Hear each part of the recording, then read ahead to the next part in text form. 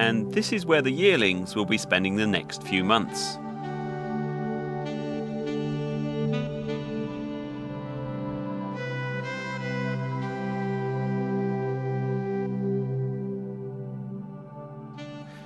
It's hard to imagine a bigger contrast between the Pitchfork and this sort of place in Colorado. A 10,000 head unit with over 3 miles of feed troughs. Cattle here are fed from mountains of flaked maize, distributed to them by the truckload. The boss man here is Trent Horton. Standard ration here is 70% flake grain and about 10% corn, 10% supplement. The amount of corn we feed in the ration does change according to price. Of course, a couple years ago it jacked up there pretty good, so we were feeding a little bit more roughage, but corn's as cheap as we've ever seen it. So of course that's going to be the main part of the ration, just corn. We'll push them to a limit to where, hey, they're either bloating or they're not. I mean, we're going to push them as hard as we can, get them up on full feed and get them dead as quickly as possible. And what sort of live weight gain would you expect to get from these animals? A good set of steers probably gain 2.9, 2.95 a day. Pounds we're talking, pounds. Not kilograms. That's pounds, yep. And a heifer, it will be a little bit behind the steer, probably 2.8. And the varieties, I guess when you started it was wall-to-wall Herefords, wasn't it? Way back then, that's kind of what the general population was Herefords. Now, of course, Herefords is a long ago breed. I'm not criticizing them, but it's all but gone from the prairie. From a straight Hereford, yes. Yeah. You still get your black Bolly crosses in here that feed typically very well. Charolais crosses feed extremely well.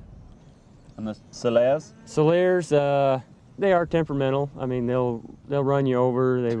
They won't gain weight. If we fed quite a few of them before, and they just don't put it on as effectively as the other breeds, which in the end costs you more. So does that affect the price that people pay for Solaires? I mean, would you pay less for a Solaire than you would for a Charolais? Or? I would certainly, if it's a whole group of Solaires, and I would want to pay less than the typical animals. To my European trained eye, these hormone-injected beef cattle look too fat. Unnaturally fat. Which, of course, is just what they really are. But there's one thing which is undeniable about these places. You can't beat their labour efficiency. Oh, we generally factor 1 man per 1,000 animals. That's kind of the general feedlot average there. And even if you go up to 100,000, I mean, are they getting a better product? Well, you get better efficiencies if you get higher. I mean, I think there's a certain limit. If you go to 100,000, that you lose your efficiencies that you think you were going to gain. And I think 30 to 40,000 head feedlot's probably a nice size to be at, where you can gain all your efficiencies of being that size without having to overload the system with labor. But even here, there are 1 or 2 figures on the landscape that will be entirely familiar to the Pitchfork cattle. Every pen is ridden twice a day. Every animal is forced to its feet. Pitchfork cowboys can ride 20 miles without coming across a gate. The horses here are brilliant at them. And so they should be. They open and close 200 a day. Damn, your horses are good with gates. And that adds up to 50,000 gates a year. The synthetic hormones play havoc with cattle behaviour. Upwards of 5% have to be removed to pens set aside for chronic bullers.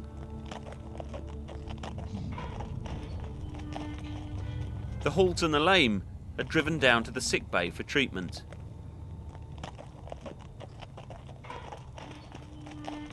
The handling facilities at the feedlot are second to none. Hydraulic crush, automatic thermometers, computers, and skilled human beings.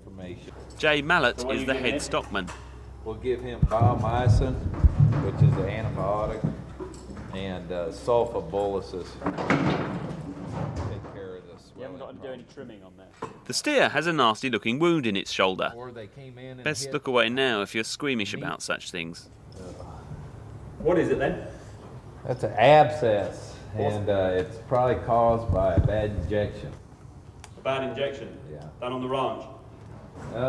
Probably here, actually. Do you come across signs of bad doctoring on the ranches much? Oh yeah. Yeah. Jay's working partner is Margie Wolford. She's a woman whose age is almost impossible to guess at. A lot more.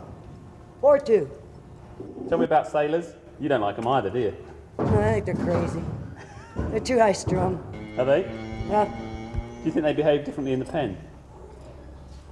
Yeah. They will calm down, just like everything else. When they get fat, they're just like people. They get fat, they get lazy. But when they first arrive here, they're pretty mad. They're mad. And a lot of times, depends on where they come from. Some of the big ranches, the cattle aren't handled. Maybe they only see people 2 or 3 times a year. Yeah. Brandon, Gavin, gather them, that's it.